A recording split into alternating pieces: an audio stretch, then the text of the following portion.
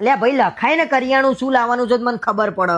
આવું શું એટલી બધી ઉતાવળ ચડી જાય છે હા તમને? બોલ ને પછી એમ કહે કે લઈને ના આયા. આ લખો નાવાન સાબુ એક બાંધો. એટલે હમણાં તો લાવ્યો તો નાવાન સાબુ. હમણાં એટલે 2 મહિના પહેલા લાયા હતા, તમને ખબર છે? વાહ ભાઈ વાહ, કરોડપતિની દીકરી સાબુ પતાઈ દીધા. એવો કેવો ઘસું ડેલી ઘસીને નવશું તું? હા તો ડેલી ઘસીને જ નાવાનું હોય ને. અચ્છા તમારામાંથી એટલે ગંધ મારે તમે રોજ હાબુ નહીં ઘસતા. અરે પણ એમાં શું ગંધ મારે કઈ શરીરમાં ઘૂસી નહીં જતું. આ લગન પેલા હાબુ જોયો હોય તો ને ઘેર લખું છું. અમે તો બહુ હાબુ જોયા, તમે નહીં જોયા ને એટલે નાતા નહીં એમ કહો ને. બોલ ને બીજું બોલ ને ભાઈ. તુવેરની દાળ 5 કિલો. તુવેરની દાળ હેના માટે? રોજ દાળ ભાત નહીં ખાતા તમે? દાળ જે લઠ્ઠા જેવી જોઈએ ને એની માટે. આ તો મારા લઠ્ઠા જેવી નહીં જોતી, તુવેરની દાળ નહીં જોતી, બરોબર? કાલ પાણી ઉકાળીને એમાં હળદર મીઠું મરચું કરી દેજે, પાતળી ચાલશે પાણી જેવી. પણ આપણે હળદર મરચું મીઠું એ શું લેવા કરવું? ઉકાળેલું પાણી ખાલી પી જજો ચાલશે. હદ હોય ચીકણાઈ નહીં એ. લોકો પેટ માટે કમાય છે ને તમે શેની માટે કમાવશો? ખાવાનું એ હરખી રીતે નહીં ખાતા. ઉડાડું પૈસા આવે તું. હા ઉડાડી દીધા. લખ્યું તુવેરની દાળ. બોલ પછી.